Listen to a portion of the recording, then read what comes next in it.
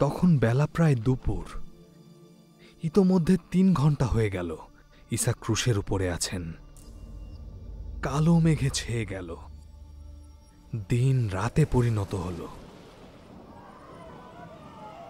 ভীত জনতা বিচ্ছিন্ন হয়ে গেল। এক অস্বাভাবিক নিস্তব্ধতায় পাহাড় ঢেকে গেল।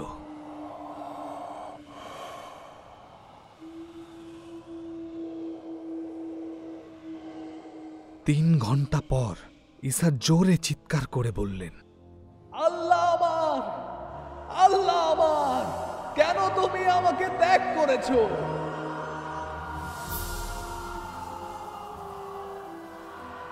ক্রুশের কোরবানগাহের উপরে আল্লাহর অনন্তকালীন পুত্র বেহেশতি আল্লাহর কাছ থেকে বিচ্ছিন্ন হওয়ার ভয়াবহতা অনুভব করল।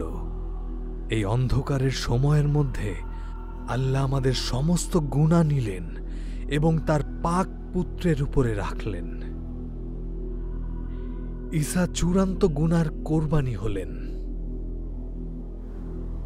অতীত, বর্তমান ও ভবিষ্যতের সমস্ত গুনাহ ঈসার উপরে দেওয়া হয়েছিল। বেহেশতি আল্লাহ অন্যদিকে ফিরে তাকালেন, কারণ তার দৃষ্টি এত খাঁটি যে খারাপের দিকে তাকাতে পারেন না।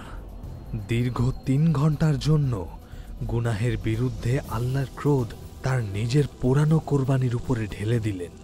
ঠিক যেভাবে একটি ভেড়া কোরবানগাহে কোরবানি হয়, সেভাবেই আল্লাহর মেষশাবককে বেহেশত ও দুনিয়ার এবং আল্লাহ ও মানুষের মধ্যে ক্রুশে রাখা হয়েছিল।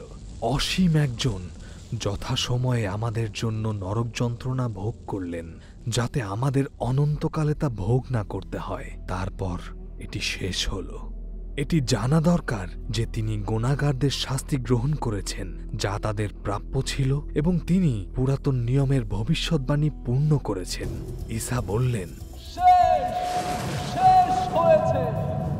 তারপর তিনি মাথা নিচু করে তার রূহ সমর্পণ করলেন।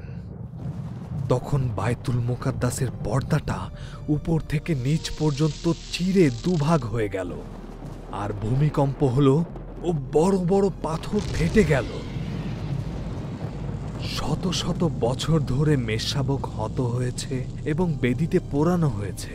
যখন ঈসা মৃত্যুবরণ করলেন, আল্লাহ তখন সেই পর্দাটি খুলে দিলেন, যেখানে প্রতি বছর গুনাহকে ঢাকার জন্য রক্ত ছিটিয়ে দেয়া হতো। পর্দা ছিঁড়ে দেওয়ার মধ্য দিয়ে আল্লাহ ঘোষণা করলেন, শেষ হয়েছে। গুনাহের ঋণ সম্পূর্ণভাবে পরিশোধ হল।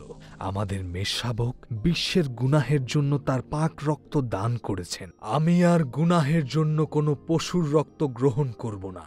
আমার প্রিয় পুত্র সর্বশেষ কোরবানি। যত লোক তার উপরে ঈমান আনবে, তাদের জন্য বেহেশতের দরজা খোলা।